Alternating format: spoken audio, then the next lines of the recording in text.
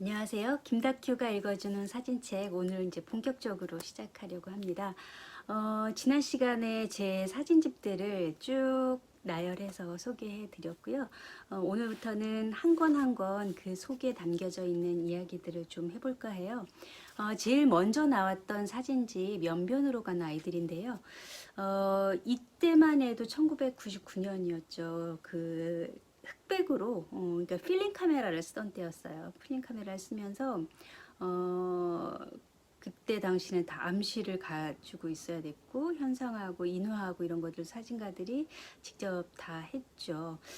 저 역시 이때만 해도 중국에 가서 촬영할 때 필름 가지고 가서 그리고 또 들어올 때 이거를 혹시 뺏기지는 않을까, 그리고 혹시 이제 오다가 뭐 엑스레이 이런데 잘못되지는 않을까, 뭐 항상 이런 긴장감에 있었던 것 같아요.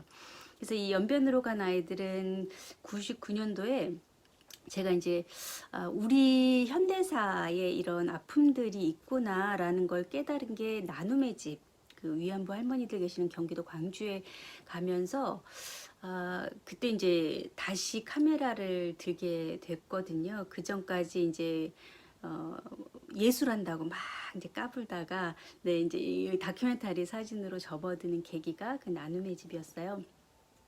그래서 그때 당시 이제 이 우리나라에 펼쳐지고 있는 것들, 과거에 일어났던 일들, 그 피해자들이 아직도 생존하고 계심에도 불구하고 우리의 관심은 너무도 멀어지고 있다라는 현실에 그런 이야기를 담고 싶은데 그것은 어떤 방식으로 해야 되는가 라고 고민했을 때 이제 그것이 다큐멘터리 사진이라는 영역이었더라고요. 이제 그래서 제가 다시 카메라를 들고 그런 현장을 이제 보기 시작하게 돼요. 그래서 우연히 제가 그 바퍼 목사님, 최일도 목사님 일행하고 중국을 가게 돼요.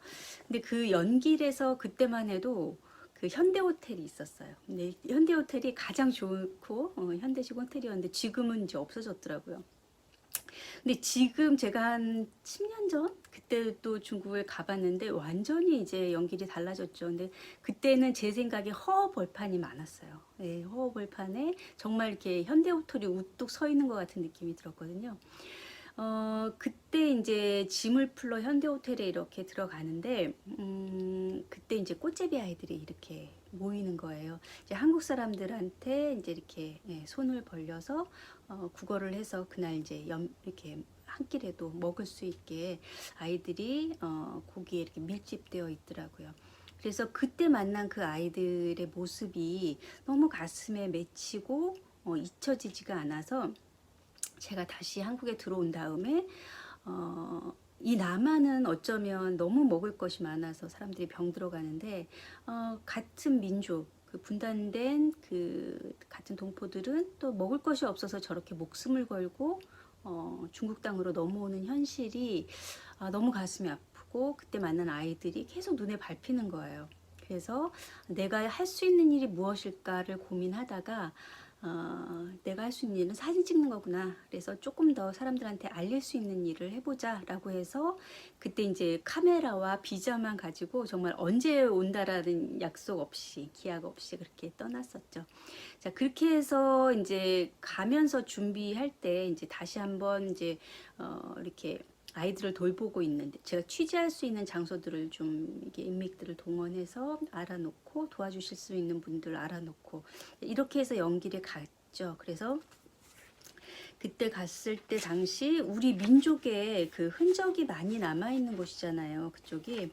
그래서 그런 그 역사적인 배경을 알리기 위해서 좀 이런 그 배경을 이렇게 사진을 찍어요. 이때 여기는 훈춘인데 그 이 끊어진 다리 너머로 보이는 데가 북한이에요. 사실 이 사진 앞에서 저는 북한이라는 곳이 실존하는구나 라는 느낌을 받았다고는 할까요? 그리고 너무도 가까운 거리에 우리가 갈 수 없는, 그리고 우리 민족들이 사는 그런 곳이 있구나 라고 절감하게 되죠.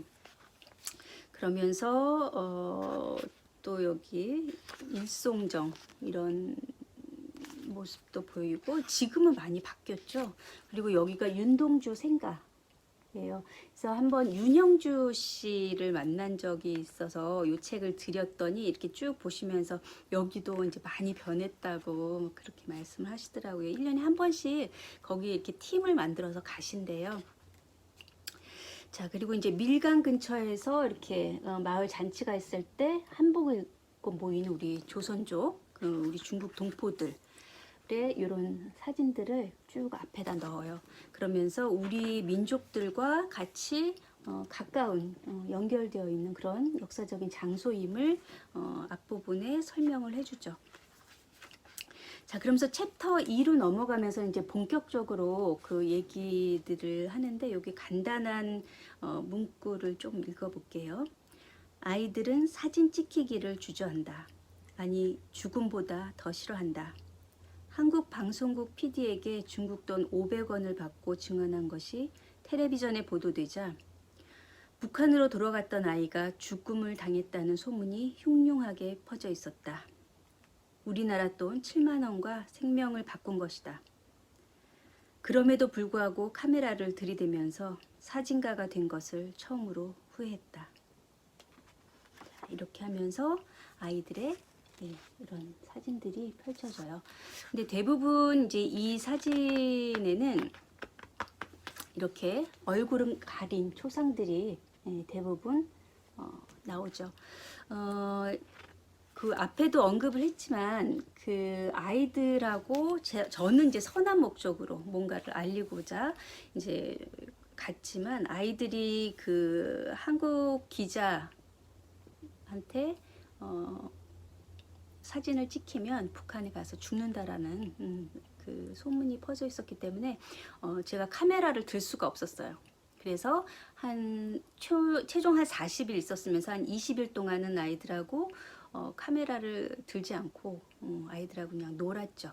놀면서 이것저것 하고 뭐 그림 그리기 공동 작업도 해보고 이제 이러다가 어느 날 아이들하고 노는데 아이들이 이렇게 커튼에 숨는다든지 이렇게 숨바꼭질을 하는 거예요. 그때 이제 제가 깨달았어요. 아이들이 얼굴을 드러낼 수 없는 것이 현실이구나.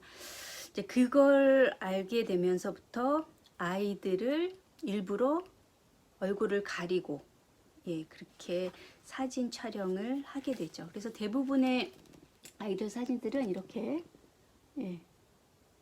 얼굴을 가리고 사진을 촬영했던 거죠. 그래서 이 사진집에는 그 장면이 너무 아픈 사진들이 많이 있어요.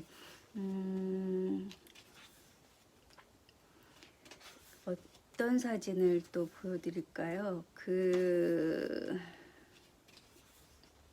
이렇게 거리에서 만난 아이들인데, 저랑 이렇게 얘기를 하다가도 카메라를 들면 아이들 고개를 푹 숙여버리는 거예요. 이제 이런 경험을 하면서 아이들이 얼굴을 드러낼 수 없는 그런 초상을 담게 되죠. 이 사진도 너무 가슴이 아픈데요. 아이들을 이제 길거리에서 만났어요. 만나서 아이들의 밥을 사주고 약을 사주고 하면서 들어갔는데 너무 맛있게 먹고 있는데 이 한 장면을 찍고 싶은 거예요. 제가. 근데 그때 제가 카메라를 딱 트니까 아이가 수저를 딱 놓고 고개를 숙이더라고요. 그래서 너무 미안하고 이 사진이 뭐라고 그 순간에도 저는 찍으려고 했을까요? 그죠? 그리고 이 사진에 대해서 한번 얘기해 드릴게요. 이 실루엣 처리가 됐죠. 근데 여기 제가 몇 군데를 이렇게 돌아다니면서 사진 촬영을 했고 제가 이제 사진가라는 거 티를 안 내기 위해서 카메라도 이제 일반 가방에다 넣고 이렇게 혼자서 이제 진짜 중국 사람처럼 하고 그렇게 하고 다녔는데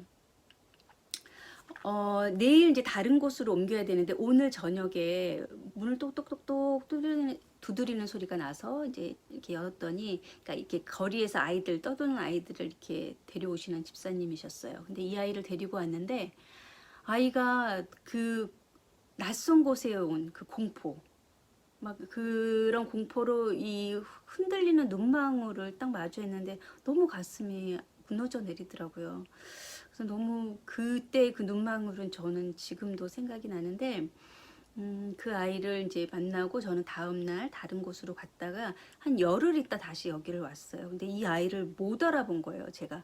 한 열흘 동안 아이가 잘 먹고 또 잘 자고 하니까 금방 살이 올라가지고 그때 깡마르고 허공을 향해서 그 두려움에 떨던 그 눈빛을 가진 아이가 아니었던 거예요. 그래서 이렇게 배가 갑자기 볼록 나온 것이 좀 우습기도 하고 가슴 아프기도 하고 해서 이 아이를 이렇게 실루엣 처리로 해서 사진을 찍었던 장면들이에요.